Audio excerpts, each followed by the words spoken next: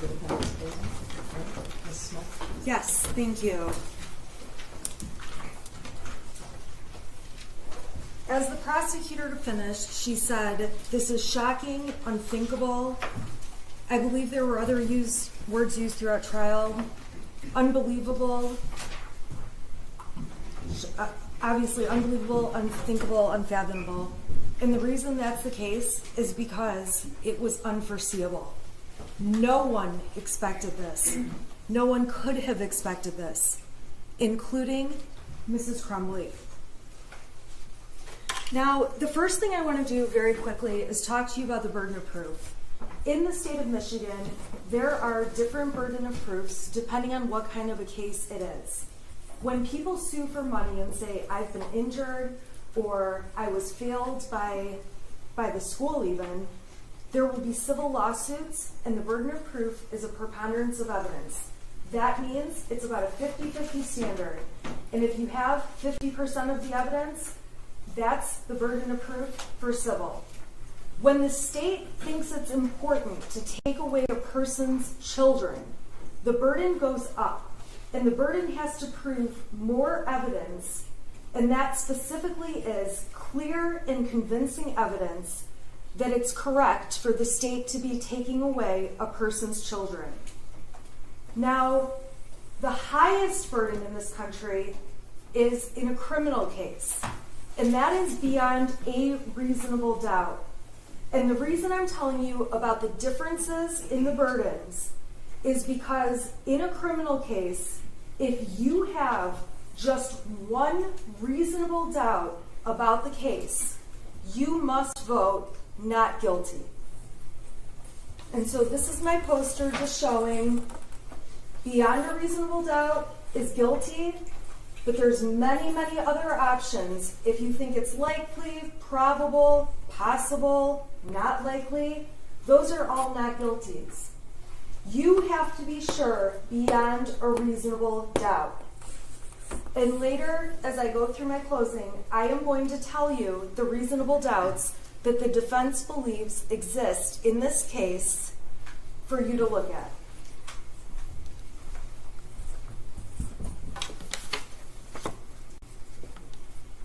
The other thing I have to ask you to keep in mind is that in the jury instructions, and I think you've been told this throughout trial, the defense does not have to prove or do anything. Like Judge Matthews said, we could sit at the table and play chess the whole time, call no witnesses, cross-examine no witnesses, provide no evidence, because we have no burden to prove a thing. However, in this case, you obviously saw the defense present Mrs. Crumbley, who took the stand, so that she could give you some context beyond parts of the evidence that were confusing when the prosecutor was introducing in bits and pieces. And the problem in this case is that we can all agree everything can be seen different in two ways. First of all, when you look back in hindsight with 20/20 vision, when you look back in hindsight, it is easy to say, this could have been different, that could have been different, this would have changed. And the other circumstance, the second one that makes a huge difference, is when you get full context around the evidence that is being used. And in this case, the prosecutor has cherry-picked little bits of evidence out of mountains of evidence to put in front of you with no context to explain what they're doing. And when you get cherry-picked bits of evidence, it's easy to reach wrong conclusions. Now, during jury selection, it felt like the prosecutor was asking you questions and giving more of a campaign speech than a jury selection proceeding. And I would suggest to you that at the end of the day, the only judge, although Miss McDonald mentioned she's been a judge and was a judge several times during her jury selection, the only judge in this courtroom that matters is Judge Matthews. And the only other people whose judgment matters are the 12 of you who will collectively decide this case. The rest of us don't matter. My opinion doesn't matter. Ms. McDonald's doesn't matter. The opinions of everyone in this audience doesn't matter. The media and all of the people who think they know everything behind keyboards at home commenting about what they think the evidence in this case has shown.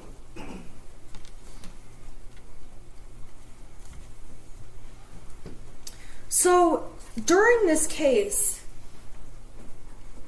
it's obvious real life is messy and complicated. And during this trial, I will openly admit that I'm a lawyer who messes up. I get thrown off when I'm surprised by something. I feel like I get overwhelmed when information is coming at me quickly. I say I'm sorry a lot. Evidently, there's a TikTok channel of me saying I'm sorry through this whole trial. And all I'm saying is that I'm human. I am a human being, and so is Mrs. Crumbley. And that's what this case is about. She's not a perfect person or a perfect parent. I'm certainly not a perfect person or a perfect parent, and I'm certainly, beyond a reasonable doubt, bad with technology, which is why you're not going to see me touch that laptop.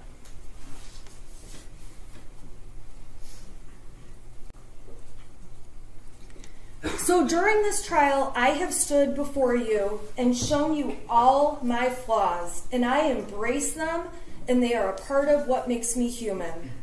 And so has Jennifer Crumbley.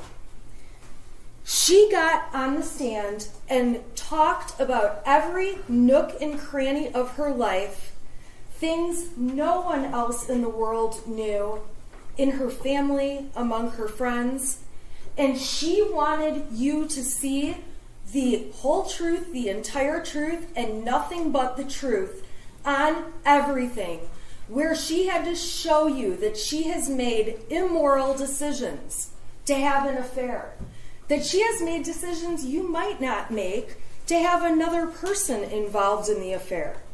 Now, we didn't get too far into the details, but it was enough for you to know that Mrs. Crumbley got up there and literally stripped off her armor, let the prosecution cross-examine her, and show you what happened in her messy life. And I say that with all kindness because I'm a mess too. I saw a meme about a week ago that said, I'm trying to be a mom, trying to get exercised, stay hydrated, get enough sleep, text everyone back, and not lose my shit. And I've got to be honest, as a mom, a working mom, on most days, I'm lucky if I'm fit for human contact. I'm lucky if I've taken a true shower and didn't just grab a handful of wipes and scrub off the best I can on my way running out the door, putting on my makeup as I drive to court in my car. Because my life is not perfect and no one's is.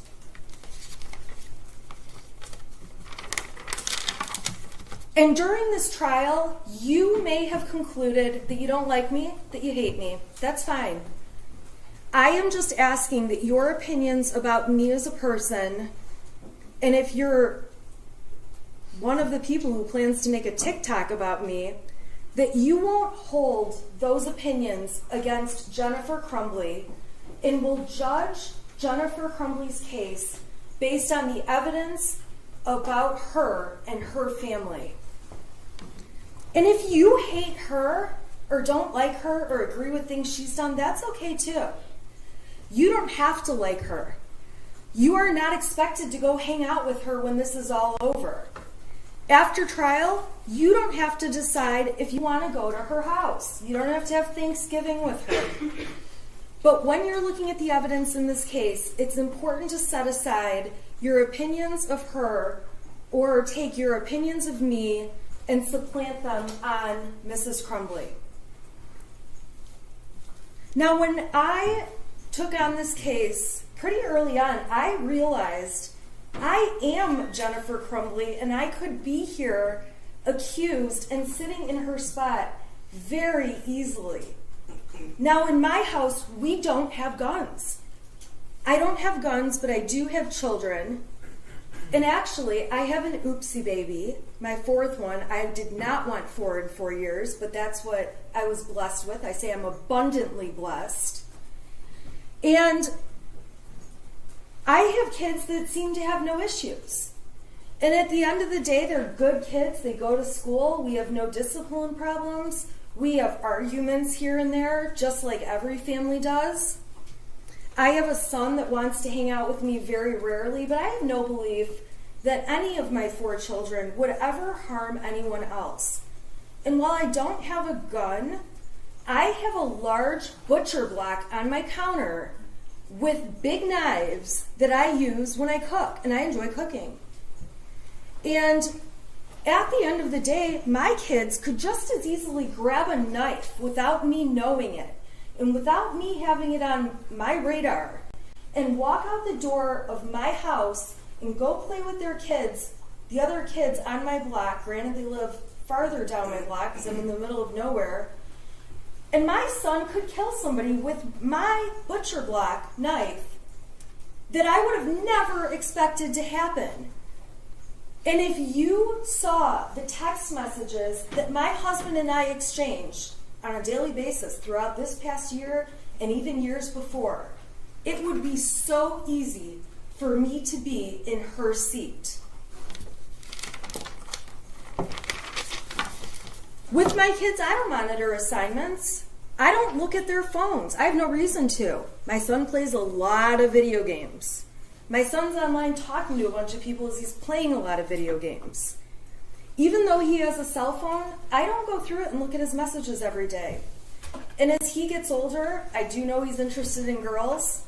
If he starts receiving nude pictures of a girl on the cell phone I own but let him use and gave him for his birthday when he turned 11, should I be held accountable for receiving child pornography if a girl sexts him over some inappropriate pictures? If my son decides he's going to send some pictures back and takes a nude picture of his bits and pieces, that's a 20-year felony. Am I then responsible because he sent a picture of his penis over to some girl? So not only taking the picture, a 20-year felony, but then we've got a 7-year felony for sending it over. Can every parent really be responsible for everything their children do? Especially when it's not foreseeable. And this clearly was not foreseeable to Mrs. Crumbley. Because there's no one in the world, including Mrs. Crumbley, who would have let a school shooting happen and let what happened on November 30th take place. Not only ruining the lives of so many families and victims and taking the lives of 4 young people, but also ruining her own son's life and ripping his life right from her as well. She would be the first person on the planet who would have never let that happen in a million years.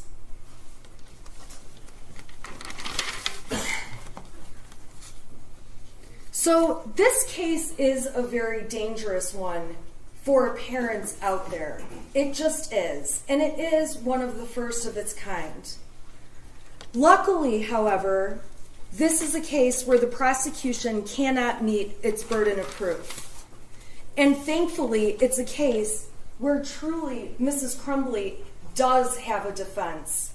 And this isn't just one of those stretched cases where a parent is liable for what their child has done. Now, the judge is going to tell you that you have to, if you find reasonable doubt in this case, you must find the defendant not guilty. And the law says you must have a reasonable doubt, not 3 reasonable doubts, not 5 reasonable doubts, not 10. If you have a single reasonable doubt, you must vote not guilty for Mrs. Crumbley. And when it comes to reasonable doubt, each of you can have a separate reason to have doubt in this case. You don't have to agree on what the doubt is. And for that reason, what I am going to do is show you all of the doubts that the defense believes exist in this matter. Some of them may speak to one juror, some of them may speak to another, but at the end of the day, if you have just one,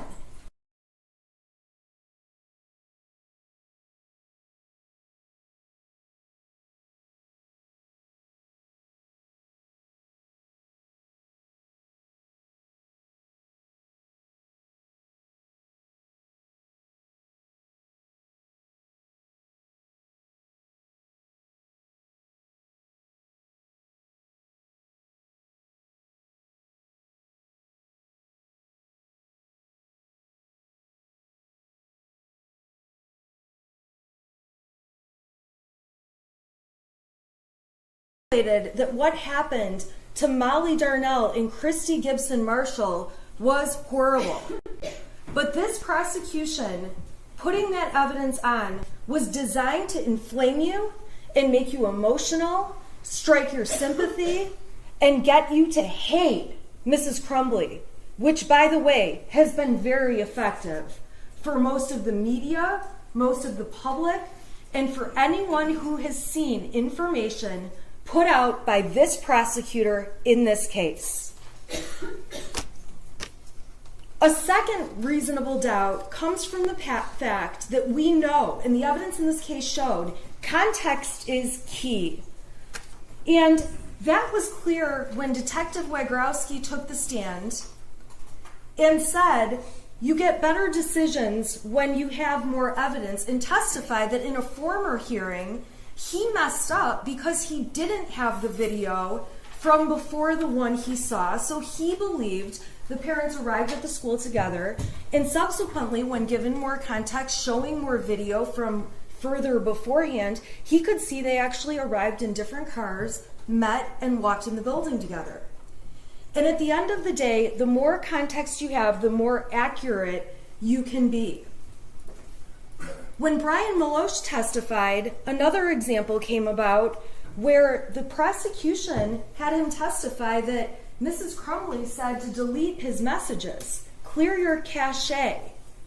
And I'm so thankful that the rest of the world sent me emails that I don't know how to pronounce cache, because now I do.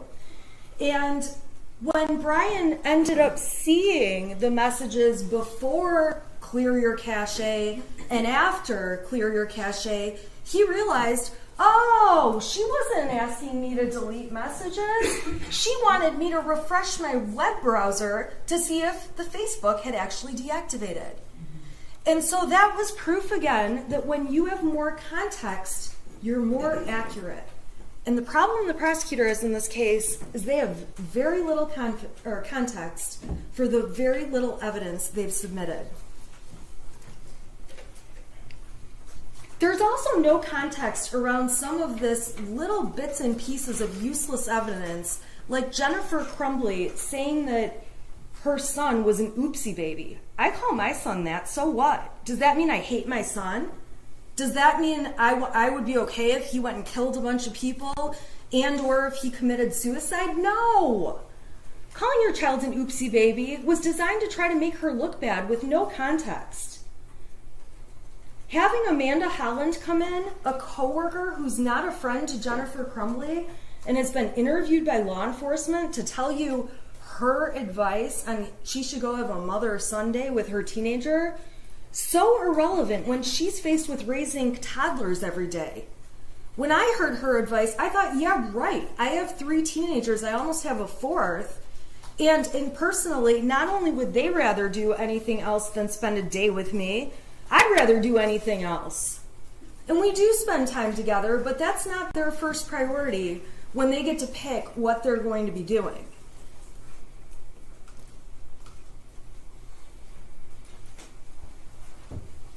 It does not mean she loved her son any less if she ever told a witness, my son is weird. And part of what made me realize I could be in Mrs. Crumbley's shoes is I've sent texts to my husband saying, our daughter is a psycho today. On the way to school last week, she's crying. She doesn't have people to sit with at lunch. I texted him, she's a nutcase. I don't know what to do. I don't know how to handle this. I don't have time for this. My other daughter is complaining about her lights flickering in her room. I texted my husband, this sounds like a case. The start of a case. My husband works for my office. He's actually my office manager, so he knows about the case. He went in her room and figured out in 5 minutes it's because when she flips her blow dryer on, one of our plugs makes the lights flicker.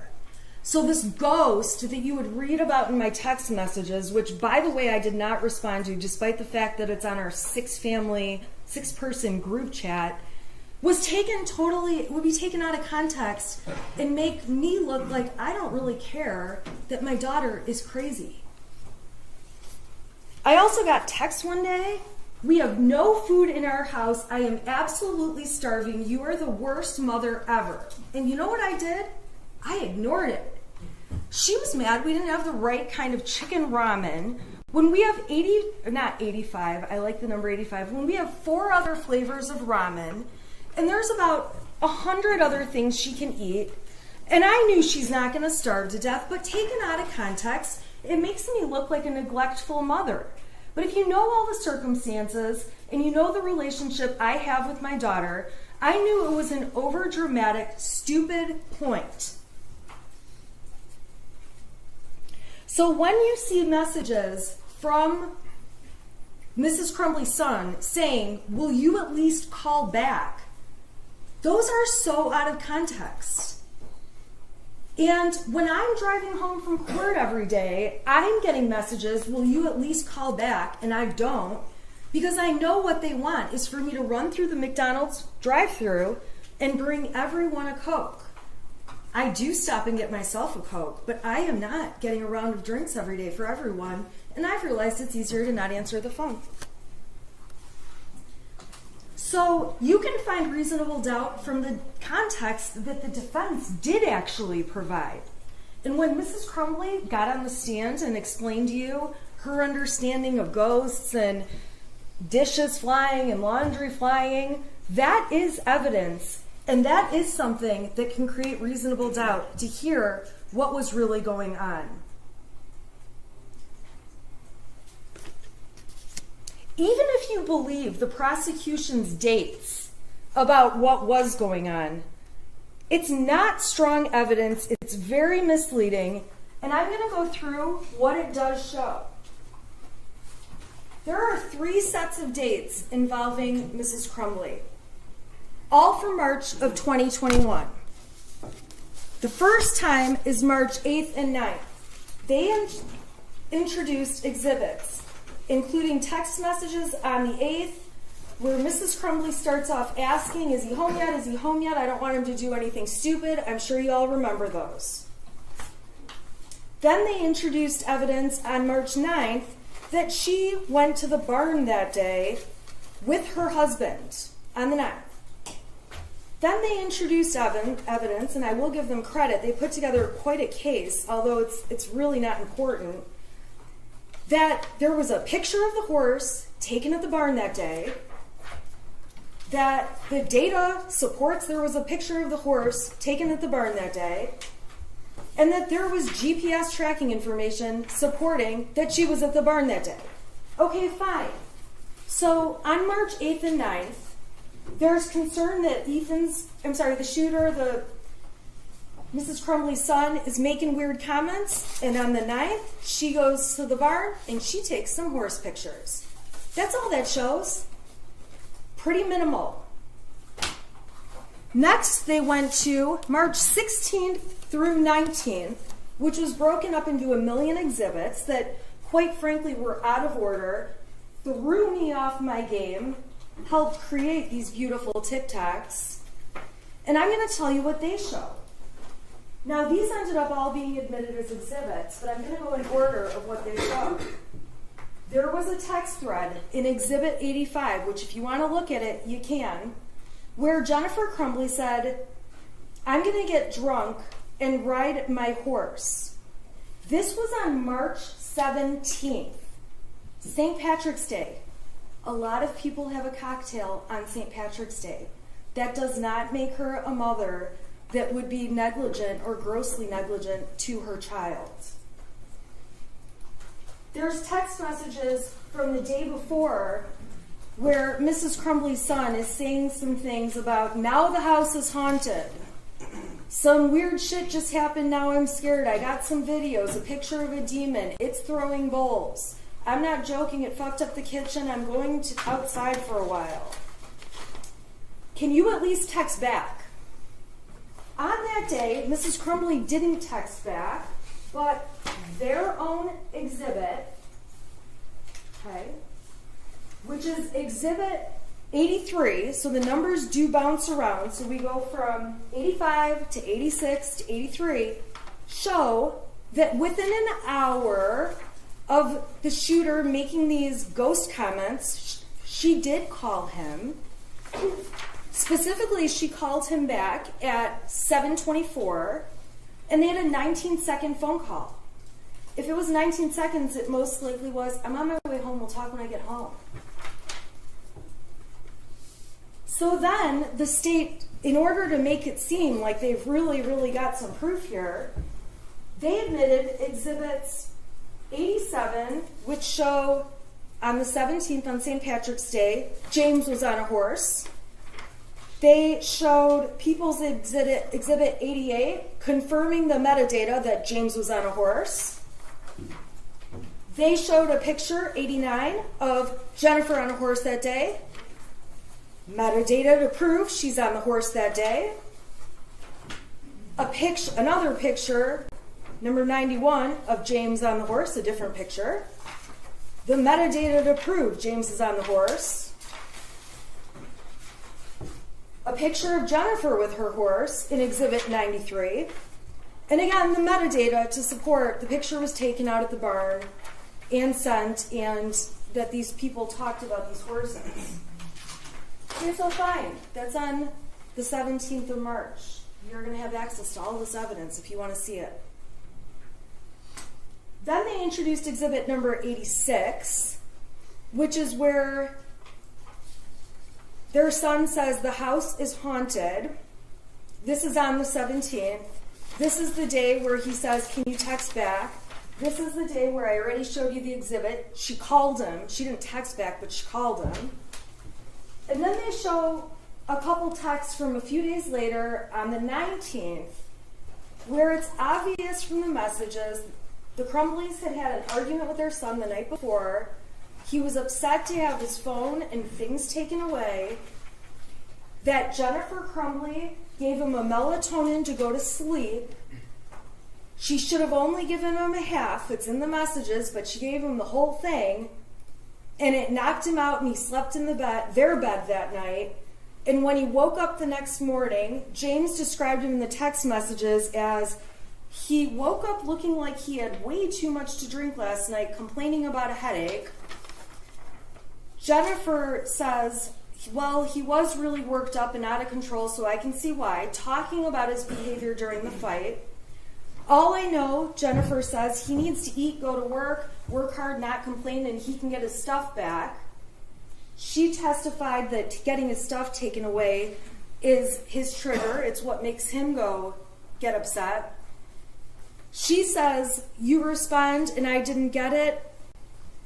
James says, Jesus, yes. He said, let me ask you a question. Why am I in your room? That's when they talk about the melatonin. She says, oh my God. James says, I really thought you were giving him a Xanax last night. Jennifer says, does he seem better? No, melatonin.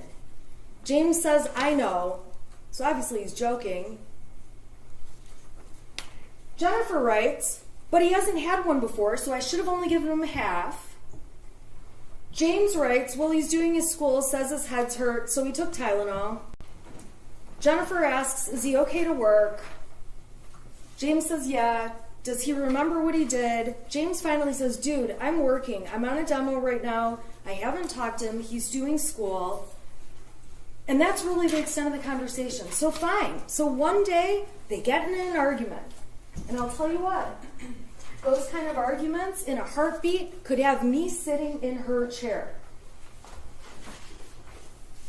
The final date that the state claims Mrs. Crumbley had knowledge about back from March of 2021 are exhibits 96 through 100. And 96 starts off with their son saying, I'm picking up the room. I cleaned until the clothes started flying off the wall. This stuff only happens when I'm home alone. I pick the clothes back up, though. And that's the important part of those texts on the 20th. We know on that date, because the people proved it, no pun intended, but they beat a dead horse, that at 97, it's a picture of Jennifer at the barn. We've got the metadata showing Jennifer was at the barn. We've got another picture on 99 showing Jennifer was at the barn. And exhibit 100, Jennifer was at the barn. Big deal. Jennifer's at the barn. Their son is saying goofy stuff. Jennifer gave you the context. They had an Ouija board for a couple months after Christmas of 2020. He and his friend are playing with the Ouija board. They ultimately lost interest. They stopped doing it. Jennifer admitted to you one day to mess with them. She turned the power off in the house, turned the circuit off to mess with them. She mentioned a time where James pretended he was getting electrocuted. She didn't know what to do. She's screaming, trying to kick him, see if he's electrocuted. Ethan is laughing, taking a video of the whole thing. This family played together. They had fun. They did what families do. The prosecution just had zero context because they had tunnel vision that she was doing something wrong and was grossly negligent, and they were hell-bent on convincing you that was the case.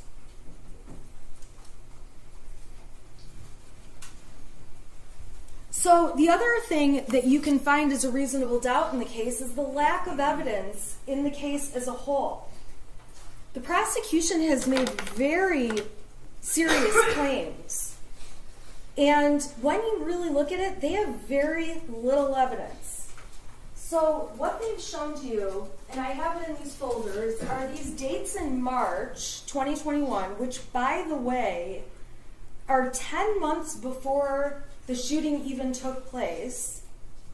They're before it would have...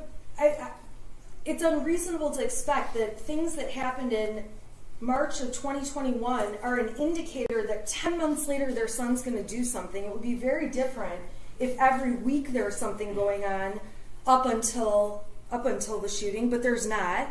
Because if there was, the prosecution would have brought that in and showed you every horrible thing that was happening to show you their son was being ignored, and they don't have the evidence. So what they did provide and what was admitted, this is exhibit, I believe, 423. These are all the Facebook messages between James and Jennifer. So when you look at those Facebook messages and consider, and this includes the photographs and the GPS stuff, that they're using this much compared to this much over the period between January 2021 and the shooting. This is a very little bits in time compared to the grand scheme of things. And while the officer testified and played games with me that he's not sure this is the best evidence against Mother, you better believe if they had better evidence, they'd be up here showing stronger and better evidence. This is it, ladies and gentlemen. It's obvious from the evidence in trial, and you may find it to be a reasonable doubt, that the Crumbley son was a skilled manipulator, and they didn't realize it. He's not sick. He doesn't have a mental illness. He's had no history of hallucinations. He has never shown his parents signs of mental illness. He certainly never showed signs of mental illness, wanting to get a gun. No parent would purchase a weapon if they believed their child had mental illnesses. And these are people that had 2 other guns in the house for months where nothing ever happened with those guns. They had no reason to believe that somehow this 3rd gun was the thing that was going to make the difference. The texts that the prosecution admitted as Exhibit 101 were texts between the shooter and his friend that we have not named. The extent of these text messages saying goofy things like, I told my dad to take me to the doctor, he gave me pills to suck it up, it's at the point I'm asking to go to the doctor, I'm having insomnia and paranoia, I thought about calling 911, but my parents will be pissed. I don't disagree with the prosecution that these are alarming messages, but clearly the shooter's friend isn't that alarmed because he's not texting back. The shooter's friend knows there must be more going on because he doesn't tell Mrs. Crumbley, who is and he's like a second child to her. And we have no other context about these messages, and if anything, the evidence does not show that Mrs. Crumbley ever saw these messages. Now, when she sees them now, she thinks, that's crazy. She'd like to know more context. But you also have to know, and another reasonable doubt you may find in this case, is created when you compare these text messages that were sent that have alarming things between Ethan and his friend to all of the messages between them, which are over 20,000. And what you would have to believe, and what I would believe, is that if the state had stronger evidence, they would have paraded it up and we would have been seeing a lot more of these.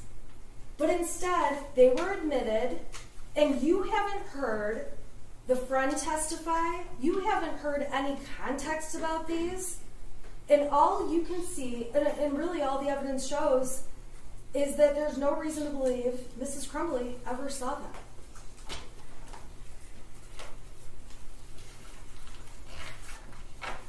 I don't want to have another Leaning Tower of Pisa situation. So move this down. I'm watching. What's that? I've taken your advice. Now, the other evidence the state has shown are little bits and pieces from the shooter's journal that are quite alarming and disturbing. But again, Mrs. Crumbley says the information in there about my parents won't listen to me for help is not true. And there is no evidence to show she ever saw that 22-page handwritten document. She never saw the little bits of evidence that the prosecution admitted. To evaluate this case, you have to look at it from the perspective of what she knew. So the journal information and the small amount of text compared to all the text with his friend are things she didn't know about. There's also 2 times where the state says that they have proof that Mrs. Crumbley's son was showing signs of depression or being sad or lonely. All right, those come from April 29th, 2001. This is when Jennifer Crumbley emails the friend, his mother, and all she says is that her son has been acting kind of depressed. She doesn't know what's going on. She's trying to find out what's going on, but he won't really tell her much. She's trying to find out if there's an issue between the 2 boys she should be aware of. She's trying to get down to the bottom of it. If anything, she's doing what a good mom does to try to figure it out. But the worst of what she says is that he's stressed by school, I don't want to get this wrong. He's been acting kind of depressed, and she's happy to hear it's not an issue between them. Then they go on to make plans for their son. This was admitted as Exhibit 104. If you put my text up there and showed every time I told my mom that one of my kids was acting depressed or weird, I guess my favorite word is moody these days, it would look like my kids were complete lunatics. I'm actually shocked Jennifer Crumbley doesn't have more texts about her son acting like a typical teenager. And Jennifer Crumbley testified that although she said that, she didn't think it was anything she needed to run to a doctor about or anything she needed to do anything more with. And this moment passed, because if it didn't, the prosecution would have brought in all the texts that went beyond this, and there'd be more evidence. They also run in text with the same parent of the friend from Exhibit 105, the friend's mother, when Jennifer Crumbley reaches out to her saying she had no clue what they were going through with their son, and she felt really bad about it, and asked how they're all doing and that they're thinking about them, that family, a lot. And ultimately, the worst that Jennifer Crumbley says about her son is, I know my son misses him, and if you need anything at all, don't hesitate to ask. That's it. It doesn't go on with wild depressions or hallucinations or mental health issues. That's it. That's it. I'm actually shocked there's not more instances of depression or moodiness or my kid is acting weird. The fact that there's this little evidence is shocking to me. However, it's a lack of evidence on the state's part.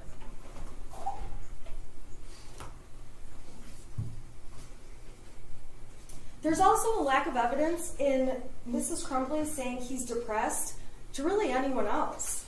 Even after the shooting, when she's talking to her friend Kira, to other people, to Brian, all she keeps saying over and over is, I wish there had been signs. I wish there had been something. He's a normal kid.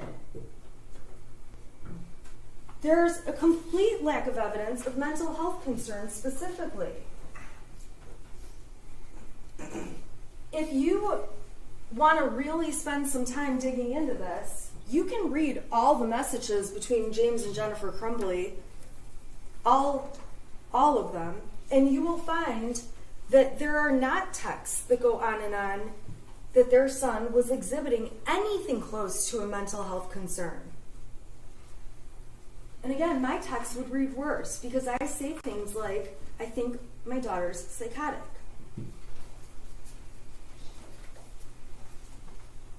When Mrs. Crumbley did have to evaluate what's going on with her son and there was something alarming happening, she relied on people who spend day in and day out with kids, people she considers to have more expertise in kids than she does, including Pam Fine, who left her a very nonchalant voicemail that you've heard, that was Exhibit 115 if you want to hear it again, saying Ethan was looking up bullets in school today.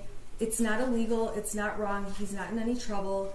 It's just like how teachers can't look up hops for beer. You don't need to call me back. She was relying on the representations by the school counselor, Sean Hopkins, who took the stand and has had a lot of training, hundreds of hours of training, and made it very clear this was just an issue where he needed some kind of therapy and didn't think it was necessary to suggest to the Crumbleys, go to Common Ground today, or serious enough that he called 911. And she relied on the assistant dean, who also has an abundance of experience Mrs. Crumbley doesn't have. And quite frankly, my kids didn't come with a handbook, and my guess is her son didn't either. And the assistant dean said the same thing in the meeting with Mr. Hopkins, that that the son could remain in school that day, that he would probably be better off, according to Mr. Hopkins, around peers versus being alone, and that as long as they got him an appointment within 48 hours for some kind of counseling or therapist, that was sufficient. So it's absolutely not credible when a witness from the school, like Mr. Hopkins or Mr. Ejak, gets up on the stand and says, even if a kid is very sick, we cannot force them to go home. That is not true. And as parents with common sense, you should know that's not true. Because when my kids are puking, my kid's school will not let them be there. And when they have a temperature, not only can they not be there, but my children's school is always nice enough to remind me they can't be there for the next 24 hours, which means they can't be there the next day either. So reasonable doubt can be found in the fact that trained professionals told Mrs. Crumbley her son was not a risk, and Mrs. Crumbley relied upon it. This school also failed to even really look at the situation and tell her about things from the year before. They made it very clear that he was not in any kind of discipline issue, which is shocking to me and was shocking to Mrs. Crumbley, considering he's off topic looking at bullets in school. He's looking at a video in school of some kind of violent pictures, and then he draws a gun on his math paper instead of doing the math paper. So when school officials say, okay, this is really not a big deal, all we want is a counselor within 48 hours, Mrs. Crumbley took that as a very strong sign that things were fine. And reasonable doubt can come from the fact that those 3 people at the school, Fine, Ejak, and Hopkins, are mandatory reporters by CPS who would have reported if they thought Mrs. Crumbley or Mr. Crumbley were neglecting their son. Mrs. Crumbley even commented to others about the nonchalance that was at that meeting, that it was only 12 minutes long, which surprised her, that she was disappointed they didn't take it more seriously, that she was surprised there was no disciplinary action, and she left the school actually feeling better that maybe she had overreacted when she flew over to the school. Now, the people who are trained in these areas, they didn't just say, we're not trained in these areas. They gave specific examples. They said that kids who are really a threat, they would show nervous behavior. They would show anxiety about somebody else handling their belongings. In this case, the shooter was cool as a cucumber as Mr. Ejak went down, got his backpack with the gun in it, and brought it to him. And Mr. Hopkins and Ejak said they hoped they could get him into counseling today, but ultimately said he can stay at school and we'll give you 48 hours to get it situated. All right, so the prosecution keeps harping on the fact that Mrs. Crumbley knew they had bought a gun and that the people at the school didn't. This is Oxford Community Schools. These professionals testified about how common guns are at the school, so common in this kind of unique way, although I live out there, that students are known to go to the gun ranges often, that girls on homecoming wearing their short little party dresses they wear to the dance take photos before the dance holding their guns, that kids go hunting on Late Start Wednesday before they go to school, and the school has to give reminders to parents for people to leave their guns at home. So this school that obviously has a strong gun culture going on, that sees a student looking at bullets, looking at a video game type thing with violence, and seeing a gun drawn on a paper, that these school officials, knowing that community, that they didn't ask if he had a gun when they carried the backpack down and did make a comment about how heavy it was, although the comment evidently was made to a different teacher, and I misunderstood and thought it had been made to the shooter.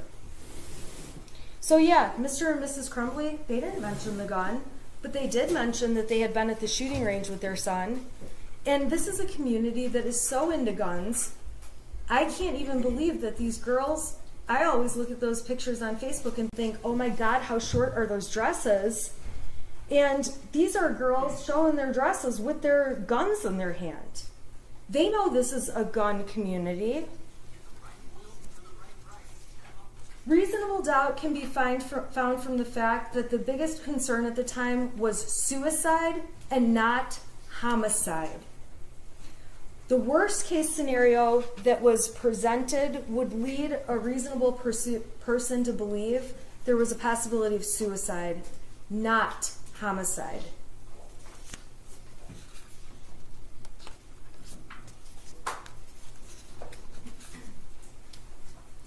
The prosecution seemed to also carry on about the amount of money and time that Mrs. Crumbley spent on horses.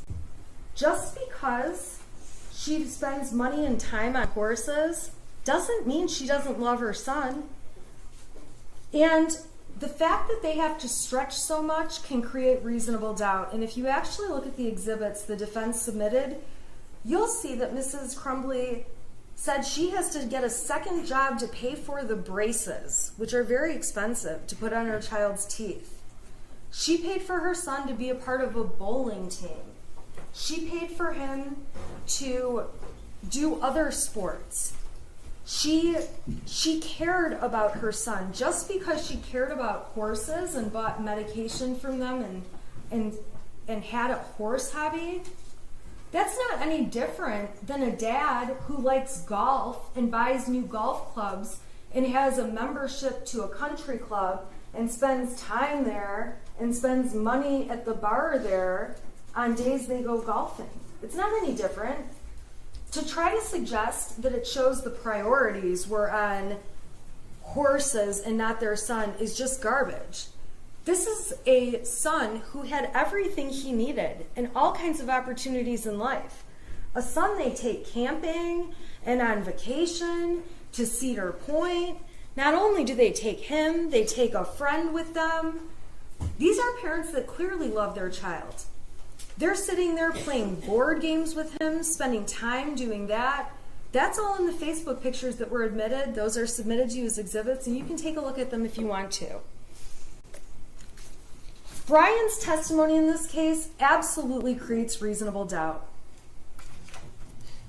When Brian Meloche testified, there's no question he was inconsistent. And I would submit to you that after, there was no reason law enforcement needed to interview him for 2 hours, 1 hour, and then 3 hours. But over time, the police certainly caught on to the fact that the more you ask Brian the same question over and over and he realizes he's not giving the answer you like, he changes it. And while the prosecution tries to make it sound like, well, he didn't want his affair outed, from the very beginning, he told them he was having the affair with Mrs. Crumbley. That was not something that ever changed. It wasn't until the third interview when they started talking about his pension, talking about his job, that he felt pressure. He agreed with the word pressure, and he agreed with the word veiled threats, although he did take it back later, that the police wanted him to say something bad about Mrs. Crumbley. And I would submit to you that they probably did that to all of the witnesses in the case. But Brian Meloche was the one who admitted to it. And when Mr. Keast got back up there and asked him more questions and asked him more questions, Brian got right back in line like he was supposed to and told them exactly what he knew they wanted to hear. Brian is a terrible witness. He said he had memory problems. And quite frankly, when he's testifying that he knows that the gun was in the car that day of the shooting, we all know no one thinks that's true. Mrs. Crumbley testified and explained the day the gun was in the car. Brian's just wrong. And when Brian testified that Brady was gone and he believed Brady died or committed suicide, I would submit to the jury that Brian is just an idiot and has no clue. And that the truth is, he didn't know the details about where the shooter's friend went. He just knew he went away. Wherever he got that suicide idea from, who knows? The prosecution didn't show any texts or anything to support that.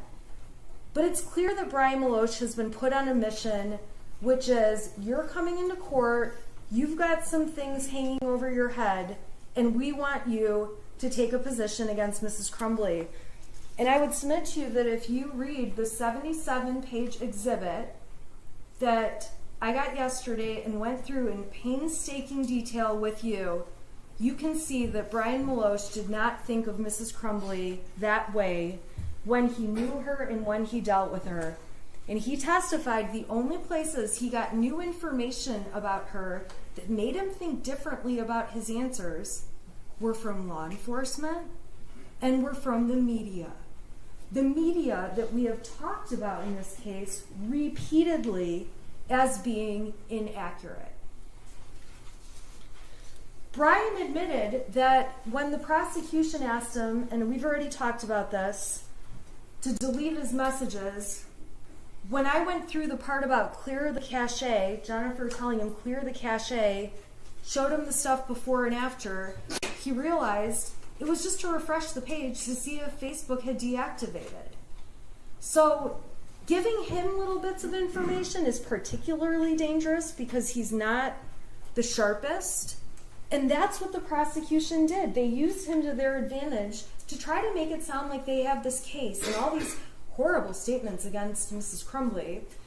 And by the way, when they presented evidence that Mrs. Crumbley is deleting texts and keep making it sound like she selects different texts here and there, it actually sounds like Mrs. Crumbley deletes all her texts, as she testified, that when people start flooding her with text, she deletes entire threads at a time.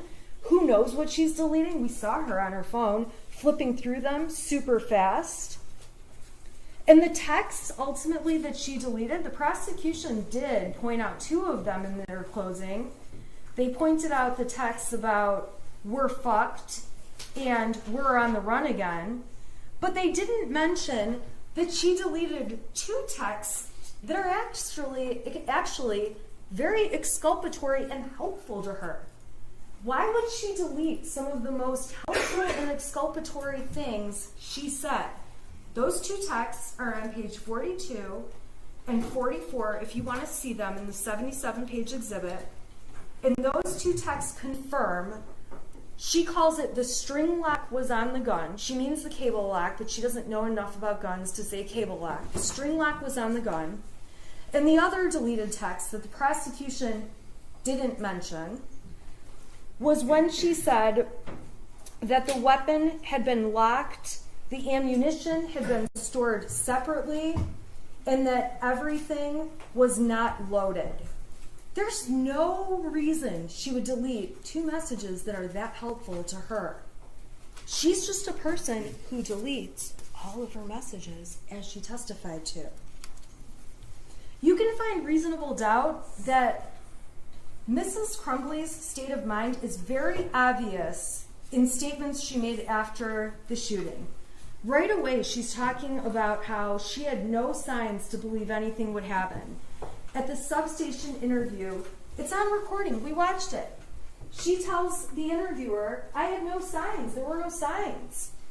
Then, when they have her in the car, the squad car, and she's in the back, she says to them again, "I had no signs." In her text message with Kira, which was admitted, she says there were no signs. Kira says there probably were, you just missed them. With Brian Maloche, Mrs. Crumbley says again, there were no signs.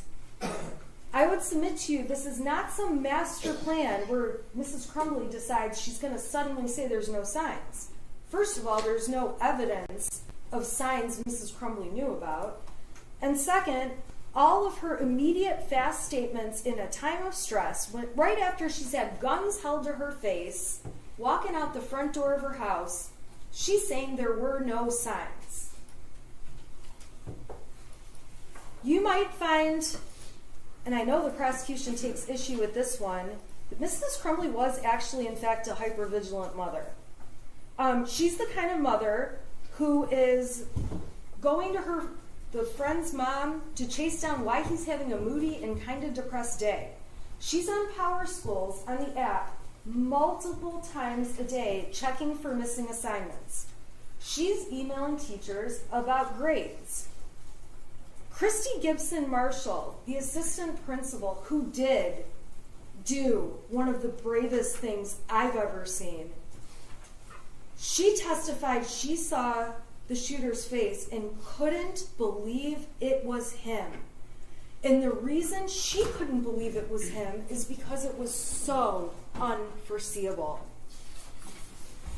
Mrs. Crumbley's hypervigilance also comes when you look at how she takes him for medical appointments. They're at the urgent care because some little mole on his back changed colors when she's applying sunscreen. I think of myself as a hypervigilant mother, and I've never noticed any moles on my kid's back, and I must need to go home and look. Because when I look at the actions of Mrs. Crumbley, she actually pays far more attention to that kind of thing and other things than I do. I could easily be sitting in her chair. When her son's experiencing headaches and medical issues, she's at the doctor or doing virtual visits. There's no reason to believe that's not true. With the headaches, they go through a whole process. She gets a whole x-ray done of his head. She takes him to the eye doctor to see if that's causing the issue. Ultimately, she pays and puts braces on his teeth. Then, he's a bad brusher, so she's going to the extent of getting the braces off his teeth so he can get the cavities fixed, 13 cavities. I would go crazy on my kid. And she's just doing each thing she needs to do as a hypervigilant mother. And yes, a hypervigilant mother can have a drink once in a while. I'm a hypervigilant mother, and I not only have a drink once in a while, but sometimes I've been known to have 2 or 3 or maybe a bottle. Reasonable doubt can be found from the fact that Jennifer Crumbley did her best as a mother.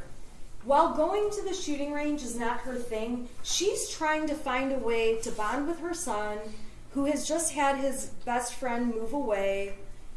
She took him camping, took him on trips, brought the second son along like I've already talked about. She let him have pets. He has the cutest little kitten you've ever seen in these Facebook pictures. Board game nights with him. She's not neglecting him in any way. And if anything, she's going to the gun range for him, not because she enjoys it. You can tell how much she loves it when she gets up there, shoots a couple shots, and then just stands there letting him enjoy the activity he likes. And I do the same thing for my kid. He likes to go to skate parks. I would rather do anything but go to the skate park. But I sit there and watch and say, oh, that was amazing. And all I hear is, Mom, watch this. Mom, watch this. Mom, watch this. And I would rather do anything else. But Mrs. Crumbley on that day is trying her best to bond with her child and have a relationship. Showing the pictures of the messy house was just not necessary. And the prosecution explained to you they weren't trying to prove she had a messy house, but much of it was just so unnecessary that I would suggest they are trying to make her look bad. They do kind of make her look a little bit like a hoarder. But if you saw pictures of my house right now, like a snapshot in time, you'd be just as horrified. I've been so busy getting ready for this trial, ready for all the fun we've had in the court and through these last few weeks. I still have my Christmas trees up. I was complaining to my husband the other day, oh my God, we still have our Christmas trees up. This is embarrassing. And he said, hey Shannon, we still have ceramic pumpkins up. And I realized, oh yeah, all of our fall decorations are out too. And right now, I have piles of laundry all over. My kids over Christmas break put together stacks of stuff I need to take to the Salvation Army. I have donations of my own that need to go. My house right now, if they did a search warrant today, would look just as bad as Mrs. Crumbley's, and it says nothing about me parenting my child. If anything, when I come home from work, I make a deliberate decision. All right, listen, I can run around this house for 3 hours and try to get as much as I can done, or I can sit on my couch and watch old episodes of the Kardashians with my daughter. And I believe my time is better spent hanging out with her watching trashy TV than cleaning up my house because I get a chance to spend time with her.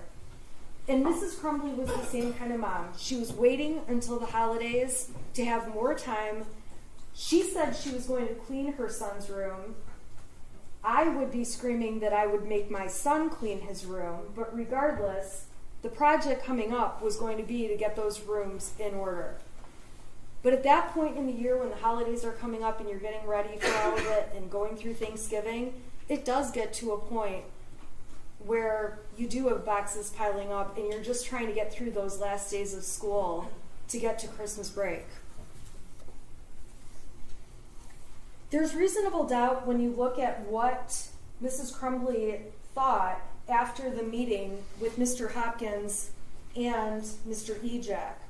The state of mind she was in and her thoughts and what she was thinking come in through her statements. She thought everything was way less of a big deal when she left that meeting. She thought leaving him in school with his friends was the better decision based on Hopkins saying peer support is a good thing. She thought making him an appointment was sufficient, an appointment within 48 hours was sufficient. That doesn't even mean the appointment was going to be within 48 hours. Reasonable doubt can be seen in the video when Mrs. Crumbley first sees her son at the substation. Her reaction to seeing him in this complete state of disbelief as to what's going on is to look at him and say, why? Why? She doesn't look at him and say, I knew you were going to do this. She doesn't look at him and say, see, I knew we shouldn't have bought that gun. She says, why? Why? And when he says, take care of Dexter, she cannot believe that's her son and goes back into the other room with her husband and says, what the fuck? He didn't even care. And while the prosecution asked questions about, well, she's not sobbing, and we hear sobbing, and that's clearly James. James is sobbing. When you look at the video, if you decide you need to see it, Mrs. Crumbley is dabbing her eyes and wiping her eyes. And fine, she's not the crier some other people are.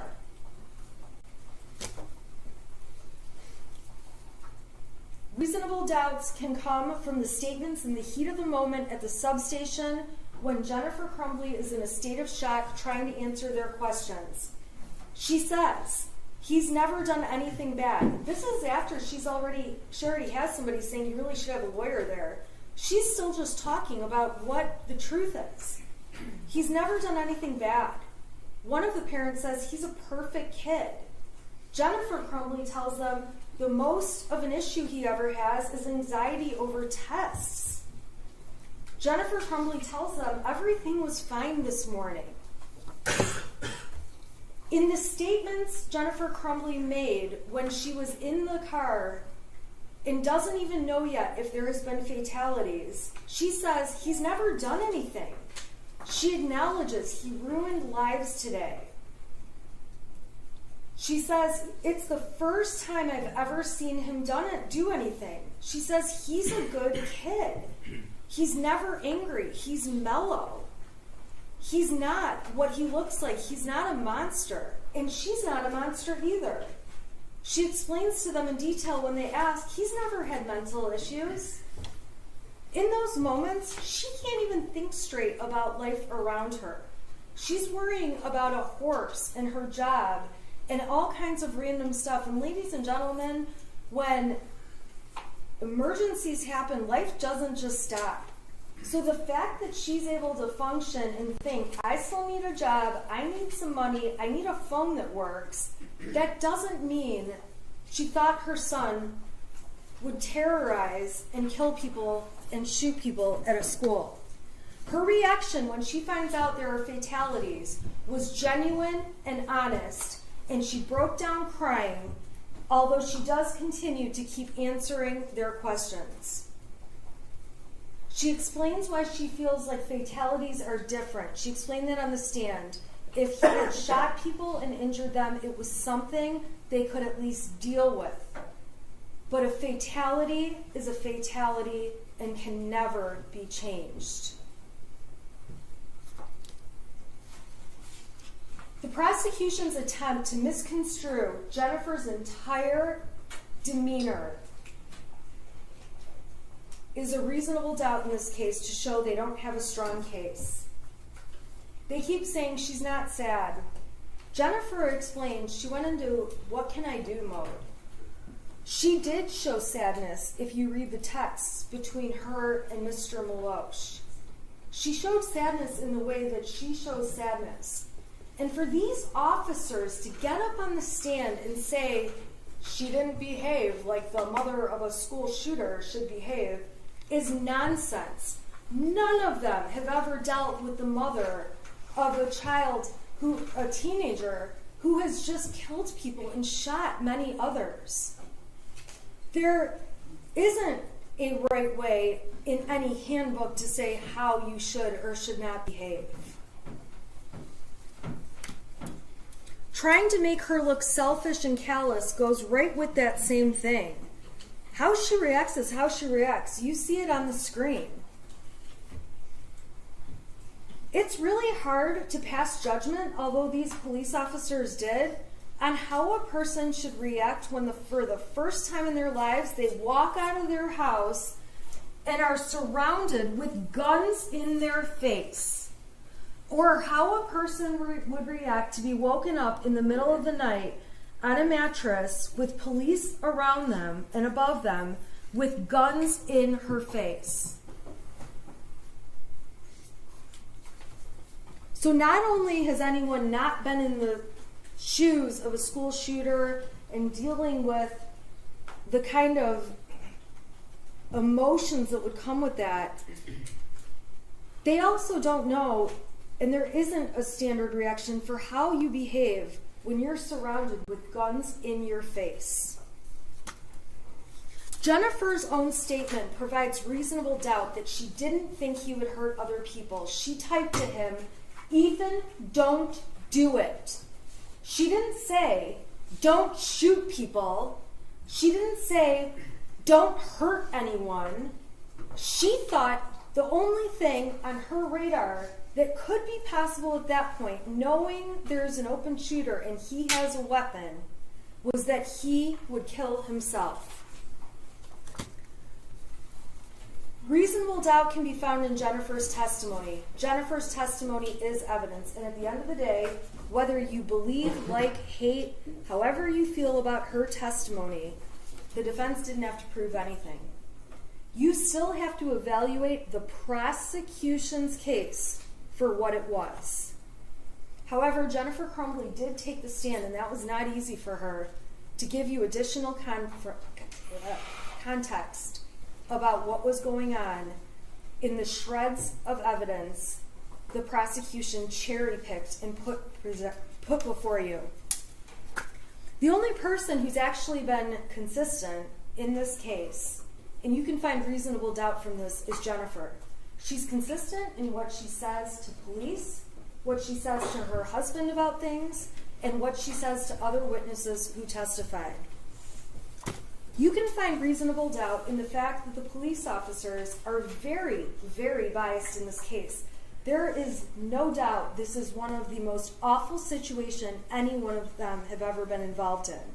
But it's also very clear they have a narrative that Jennifer Crumbley is responsible, and when they came in here and took that witness stand, they were going to mess with me on questions that were so stupid.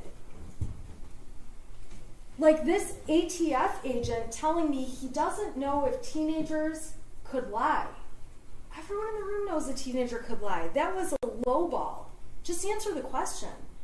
When you have an ATF agent that can't even get on the stand and answer a question that's common sense, that should speak volumes.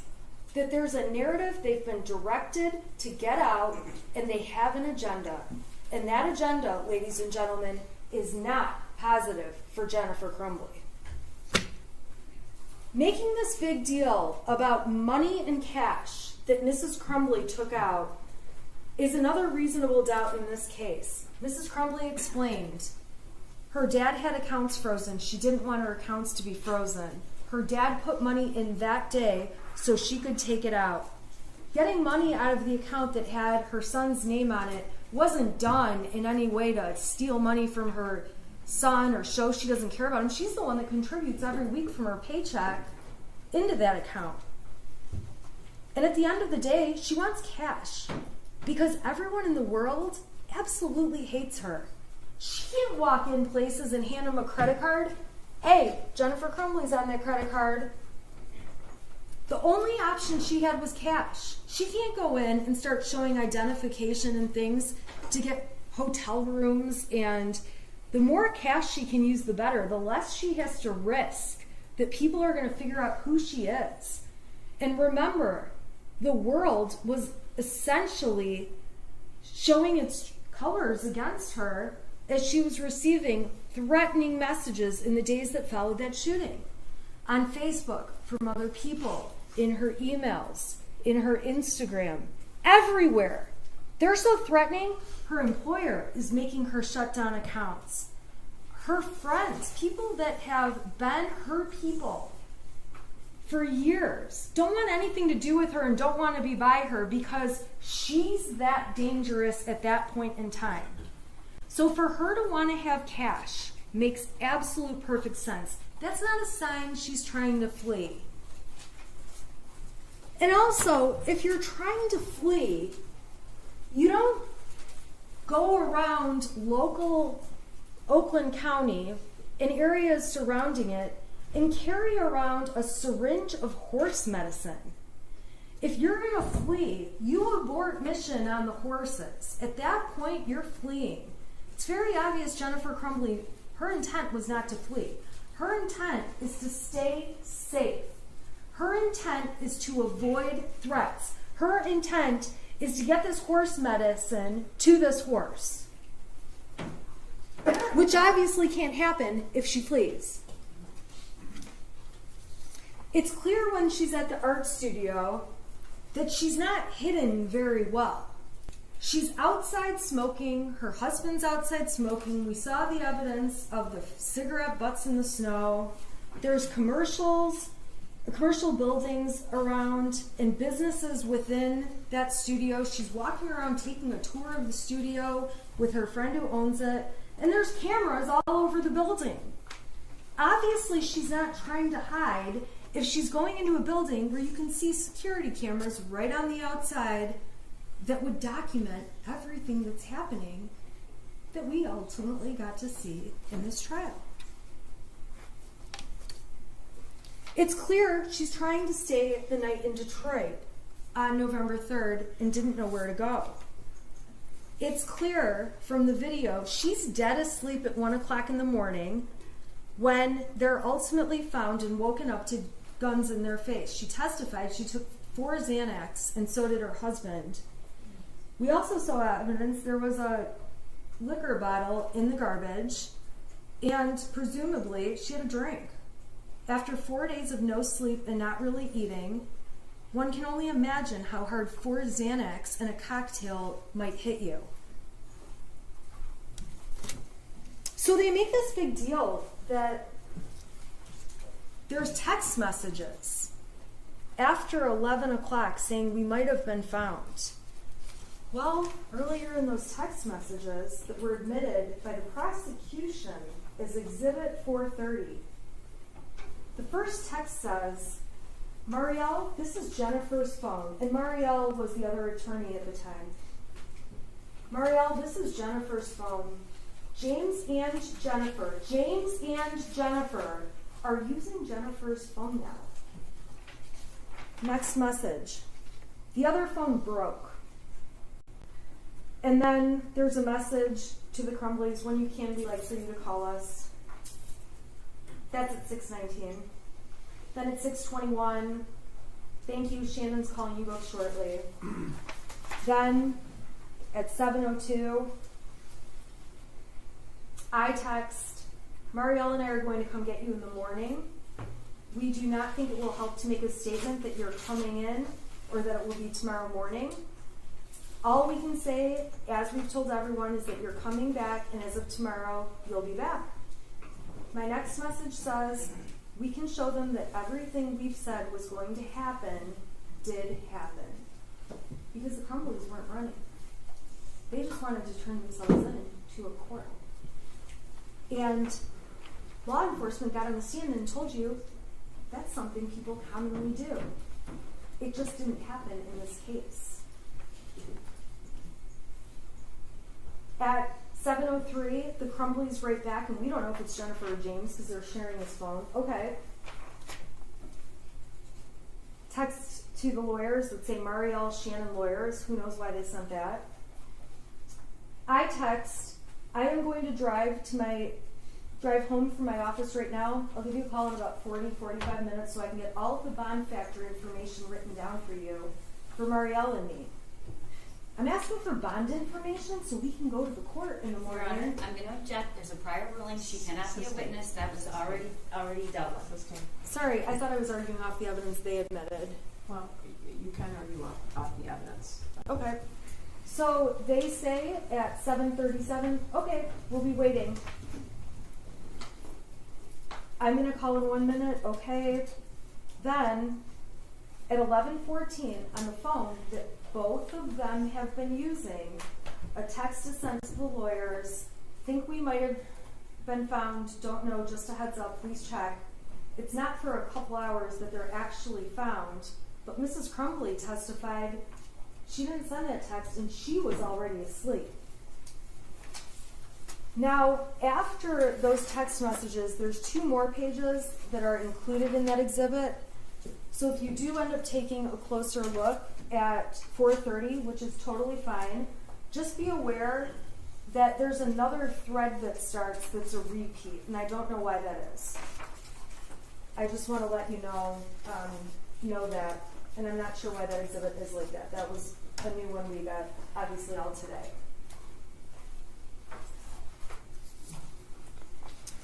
In the days after Mrs. Crumbley and Mr. Crumbley are planning to turn themselves in, we know they're planning to turn themselves in because Exhibit A was admitted, which showed they were trying to find a hotel in Auburn Hills on Priceline for December 4th and 5th in case they needed it for the weekend. There's no doubts, and I don't need to go on and on about this, they were getting threats. That was so clear at trial.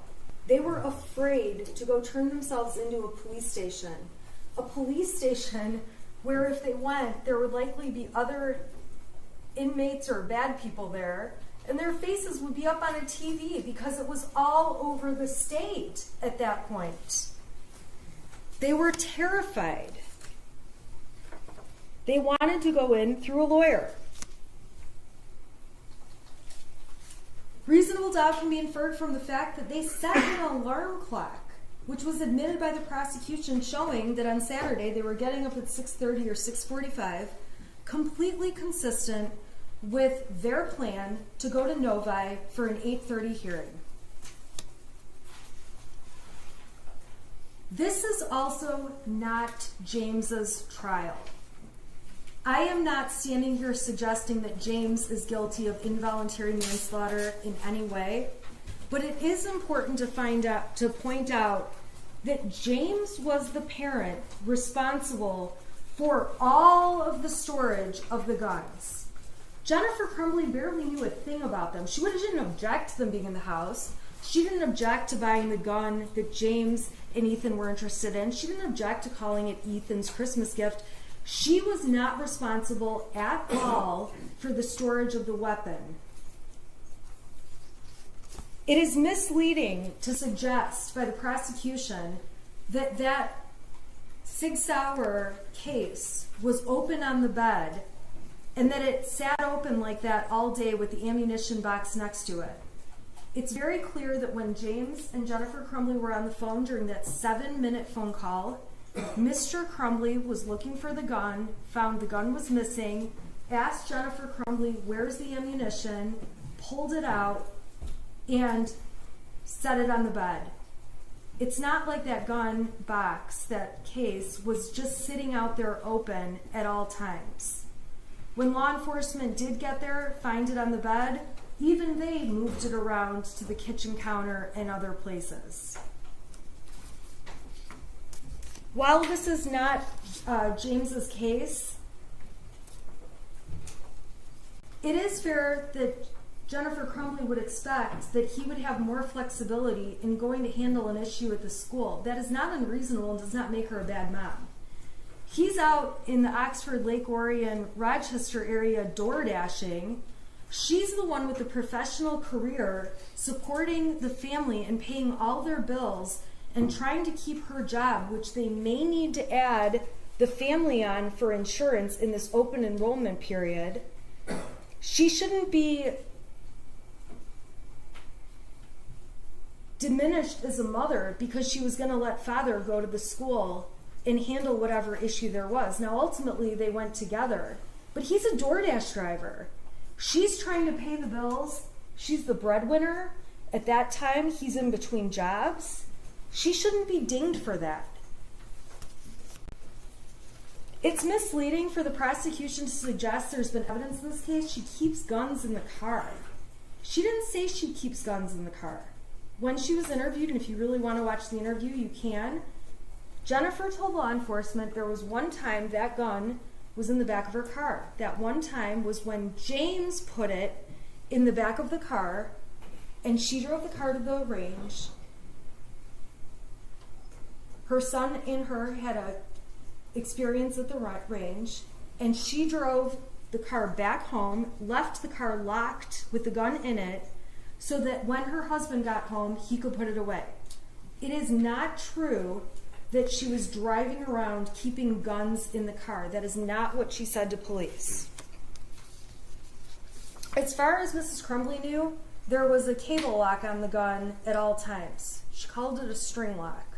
She testified that the key was kept in a separate place in one of the many beer steins they had. She testified that she did know where the ammunition was. She hid it in her drawer of jeans. And she testified that things were locked and hidden separately, and that Mr. Crumbley was responsible for hiding the weapon.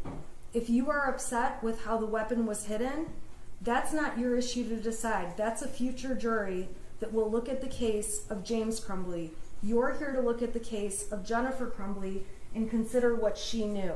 She is not the person responsible for storing this weapon. I'm not trying to suggest she didn't know it was in the house, but she is not the person putting the cable lock on and off or doing anything with the gun. We saw her gun abilities when she went to the range and had to have her son show her everything about it. It's a gross overstatement to keep saying that the gun was his gift. It's very clear it was something bought for him to use at the shooting range, something that may one day ultimately be truly just his. But it's just like any of us giving our kids a laptop to use, a cell phone to use, a car to use, a jet ski. I have a friend that has kids, they have snowmobiles. Nothing different. It doesn't really mean the kids just have free access to all of that stuff. It comes with conditions, rules, and parameters. Unfortunately, this is a case where the prosecution made a charging decision way too fast. It was motivated by obvious reasons for political gain and media attention. And we know that because on 11/1, when the shooter was arraigned, the shooter was on Zoom, and so were the parents, and the media was aware. And when Mr. and Mrs. Crumbley were charged, and there was a swear-to at the court, the media was all there, but guess who wasn't? Mr. or Mrs. Crumbley. Mrs. Crumbley testified she didn't even know there was going to be an arraignment, but the media knew. And then the prosecution came out with a big press conference, announcing it. I would submit that the plan was never to let the Crumbleys turn themselves in, but to turn them into a big charade of looking like they're trying to flee when they absolutely weren't. The prosecution and law enforcement have approached this case with tunnel vision from day one. Brian Maloche called it a witch hunt. I would submit to you it was. And once they charged these parents and the ATF, Sheriff's Department, Border Patrol, Secret Service, all U.S. Marshals, not Secret Service, when all these agencies have gathered around and hundreds of people are looking for the Crumbleys, it's really hard to say, we made a charging decision a little too fast. And in this case, you heard evidence that much of the evidence in the case didn't roll in until after the parents were charged, arrested, and in jail.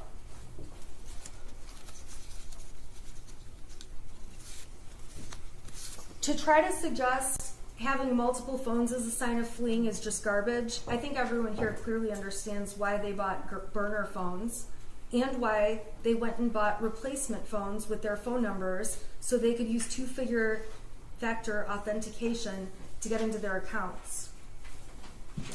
Jennifer Crumbley is seen in the police interview at the substation handing her phone to law enforcement when they're asking questions. When the police tell her they want to take her phone for a search warrant, she doesn't want to hand it over right away, but it's not because she's trying to hide things. It's because it's her only line of communication. She doesn't really understand how a search warrant works until her husband explains it. All of her contacts are in the phone. She doesn't carry around a little diary of all the numbers, although police do let her get the numbers out. And it's the only way people can get a hold of her, and she's been in touch with them nonstop, as we can see when she's in the police vehicles. And again, although she's on her phone, and there is a substantial amount of time where she's looking things up, communicating with people, trying to get things done, that doesn't mean she believed her son was a school shooter and had no emotions over what was happening. The prosecution has painted her out to be a person who lacks remorse, and I would submit to you that she would change everything if she could. And when she looks back and says there's not a thing that she feels she could have changed that would have changed something, you have to keep in mind that the suggestions by the prosecution are just ridiculous. Giving him a hug that day in the counseling office was going to stop a mass shooting? That's just ridiculous. There is nothing to prove that anything could have stopped a mass shooting when you're dealing with someone who is so manipulative and is a criminal and was a shooter in cold blood and pled guilty and took responsibility as an adult for his crimes.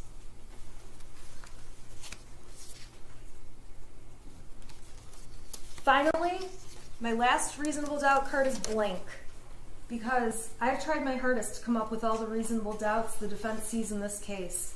And like I said, each of you need only one to vote Mrs. Crumbley not guilty. But a lot of times jurors think of a reasonable doubt I miss because there's so much evidence. And we've already established, and I've admitted I'm not a perfect person and not a perfect lawyer. So I put a blank card before you so that if you have a doubt I've missed, you know you're not limited to what I've suggested or the defense has suggested. You're welcome to come up with your own doubts on your own. And if you decide you want to dive in and read the truth between Mr. and Mrs. Crumbley and everything they talk about, you're totally more than welcome to. Those exhibits are all going back with you. And what I'll tell you is that you're going to find a lot of instances where Mrs. Crumbley is anxious, asking where her son is, where her husband is. You're going to see a lot of horse talk. You're going to see arguments between a married couple. When I read them, they read just like my husband and myself, yelling and swearing at each other at times. And then the next message says, hey, what do you want for dinner? And then we just move on, and that's just how life is. You'll see messages in here that will certainly make you blush when you read what Mr. and Mrs. Crumbley intend to do in bed that night. you will read a variety of messages that show real life and real life between two married people that have a child. And it should make no difference that they may use their horse's name more often than their son's. And I'd also submit that every time you see them talk about when is he going to be home and what are we going to eat for dinner, even if they don't use the words spelled E-T-H-A-N, that's who they're talking about. Because there are only 3 of them in that house. At this point in the trial, I am asking that you find Jennifer Crumbley not guilty, not just for Jennifer Crumbley, but for every mother who's out there doing the best they can, who could easily be in her shoes, for every parent doing the best they can, who could easily be in their shoes, for every parent that has snippets of text messages that could be read and make them look like horrible monsters, for every parent that has fights with their kid on text message that also could make them look like terrible parents, for every parent that's ever had a hobby and has not spent 24/7 with their child. That should not be held against parents. For any parent that's ever had an affair or spent time communicating on an affair, that says nothing about how much you care about your child or your expectation of whether or not they would commit a school shooting. Most people who have affairs would still not expect their child would do this. I do wish more than anything this case could bring justice to the victims of the shooting, the victims of the terrorism that took place that day, and the victims of their families. I wish more than anything it really could be a result that would be a Band-Aid to make everyone feel better, but it can't be. First of all, it brings back nothing for the people who have lost. It certainly doesn't bring back any lives. And if anything, this is not justice. This is not how justice works.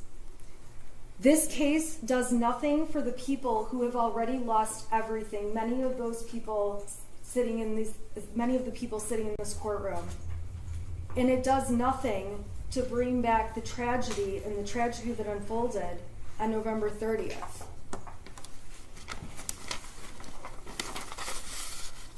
At this point in time, the prosecution cannot prove that Mrs. Crumbley avoided exercising ordinary care that would have saved lives. The prosecution cannot prove that Mrs. Crumbley was aware there was a danger that existed by her son that required her to exercise reasonable care. They cannot prove that she was grossly negligent and that there was any way she could foresee that this would happen, as awful as it is, and we all stipulate it is. At this point in trial, I always have to sit down. This is how the court rules work. Prosecution gives a closing, I give a closing, they have an opportunity for rebuttal, and then I don't get to say anything else. And I'm sure you can see from my demeanor in trial, when the prosecution says something that I know I have an argument against, I get anxious, you can see a reaction, and I'm not going to do that. But I am going to tell you that as they argue, I will have many things that I wish I could get up and say, that's not true, and argue against. So what I would ask is that when you go back in the jury room and begin to deliberate, you think about and ask yourselves, what would Shannon Smith have said in response to the rebuttal where they get the last word?